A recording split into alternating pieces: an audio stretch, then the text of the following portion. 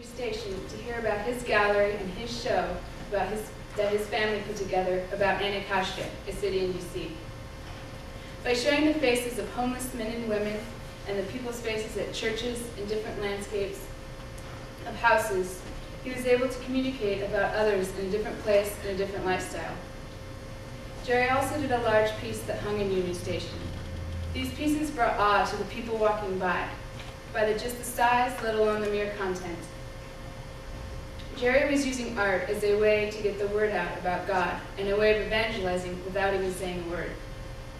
We also met with Brian Bake, who also did the same kind of mission work as Jerry, although Brian was the creator of several murals in the heart of Chicago.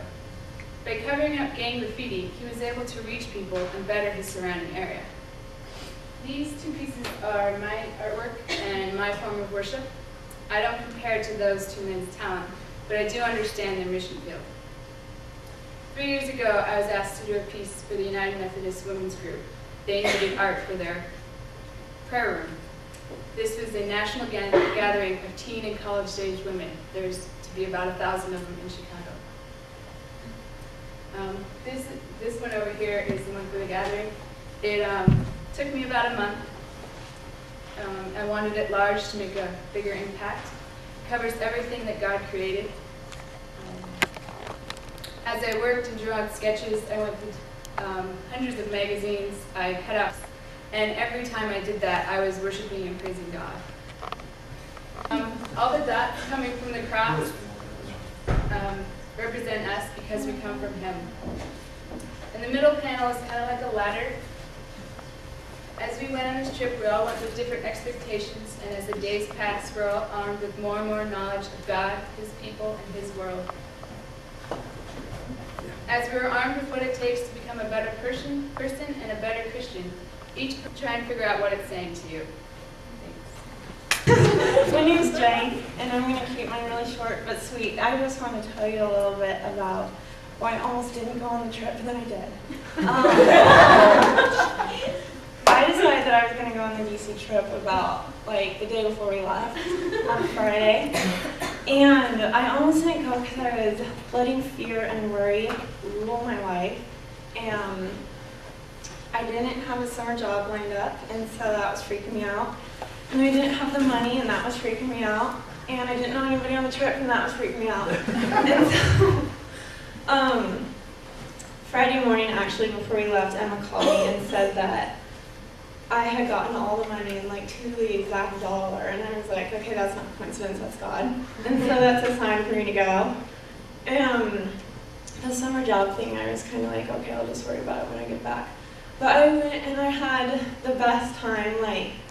God was totally working through me in that trip and through everybody that went, and it just made me realize how much fear had held me back from stuff in the past and how big of a mistake that was.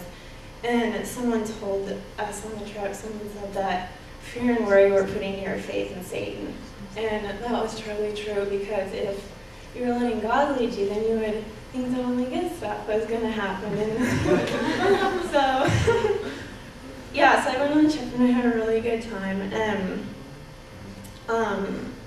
I guess my message is just that my faith without action was dead. And so I went and acted on it. It was fun.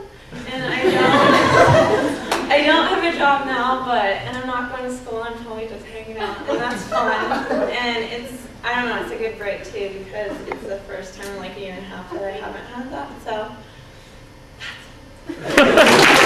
fellowship that you get, and I've always been somebody that was kind of quiet and didn't really talk to people, and since I've become a Christian, God's really given me the ability to connect with people and to meet people and be outgoing, and it's kind of fun. And I realized on this trip that I connect with God through people. I see Him in people, and that's not a bad thing. I thought I have to connect with God 15 minutes in the morning at 6 a.m. and that was all. But it's good to experience God by experiencing relationships with others. And on this trip, God just really blessed all of us with amazing friendships and relationships. You can see some of us that were on the trip still sitting together. One night we were out in front of a red cross across from our place we stayed, there was a lawn in front of the church. And so we ended up there, and we were just singing and praising God. And one time, during the middle of the song, someone pointed out, oh look, there's a star. And in the city, there's just one star up there, and we're used to hearing so many different stars. And for some reason that really amazed me. I just looked up and I was like, wow, it's a star. And it just really impressed me. It's like, certain things just amaze me like that sometimes. And as I was watching the clouds become kind of vast and they were coming, and I was like, no, it kind of got this weird panic in me. I was like, no, the clouds can't be this star. I'm enjoying this star right now. They can't come and cover the star. And it really started to kind of upset me. And then all of a sudden, God just said, well, even though the clouds are covering that star, does not mean that that star is still not shining. And I just was like, whoa, where did that come from? And I realized that had kind of been what I had been dealing with, kind of on the trip and just within life, that it was really difficult. I let things cloud the shining of God in me, and just let my self-worth, my confidence, emotions, it doesn't matter what it is, and I think we all can have those different things that we allow to just cover, but God reaffirmed to me that you are still shining. I am still shining in you, and all the work that I am doing in you still shines, no matter what you allow to cover up it, or whatever covers it up, or whatever you think covers it up, it's still shining. And eventually, yes, it will come out. But anyways, that was on a personal note, what I was kind of like, as Matt asked me for what on my email thing, aha moments for me. So anyways, thanks.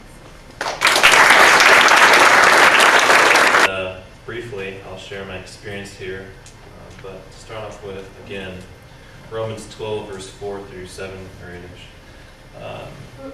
Just as each of us has one body with many members, and these members do not all have the same function, so in Christ we are many from one body, and each member belongs to all the others.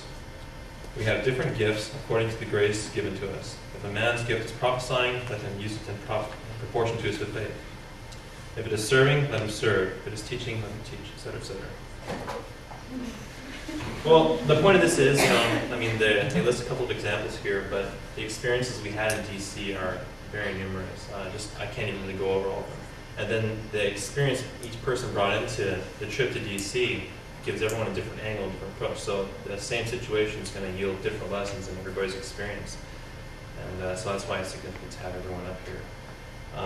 For every statement that I said here, there's like an entire story behind it, so I'm just going to give a real brief idea on that. This trip was definitely a well-planned and worthwhile experience, and I would recommend to everybody, whether you think it's possible or not, to try and pursue something like this, because I'll be thinking about the things that happen here, and they'll have implications and the lessons I learned for the next year, or maybe my lifetime.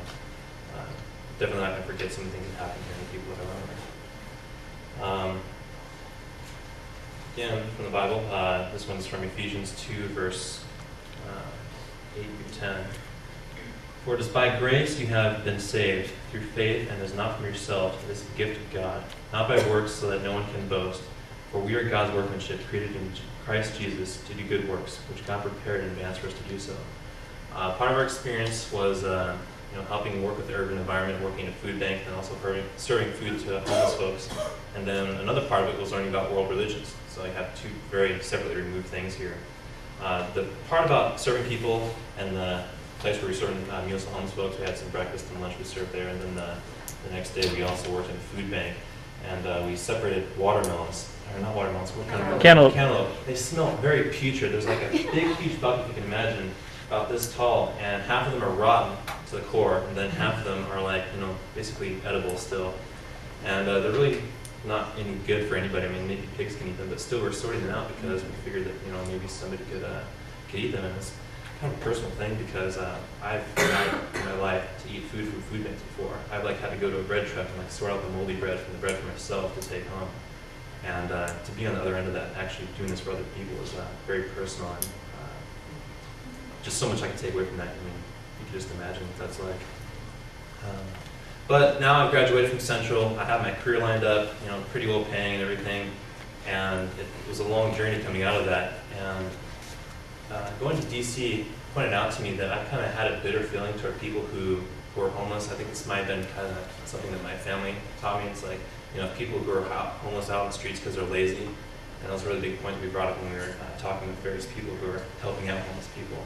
And from this verse in Ephesians is kind of like, it's nothing we can really do. It's because God put us in a particular situation that we're able to be delivered from that. And yeah, it is about our works. We work to get out of it, but God puts us in certain situations for reasons, and that can be explained by many verses we've all heard before.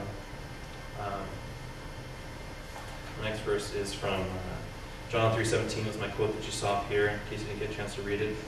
It follows John 3:16, it's a popular verse in the Bible, but this one's probably not necessarily that close.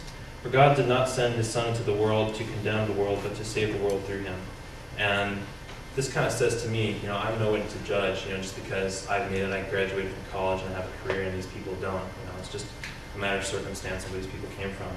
And judging people and thinking of ourselves as better or, in any way higher than other folks, whether they be homeless or from another religion, is something that I think applied to both sides of our ship. Both homeless people and then people who were Jewish and Muslim who we had a chance to interact with. And those are very interesting interactions that we wouldn't have had a chance to do in Ellensburg. So yeah, Bishop Trips saw pretty good things. Thank you.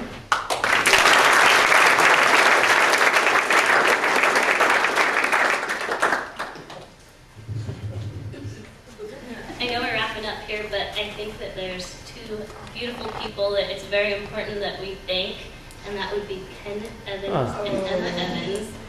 And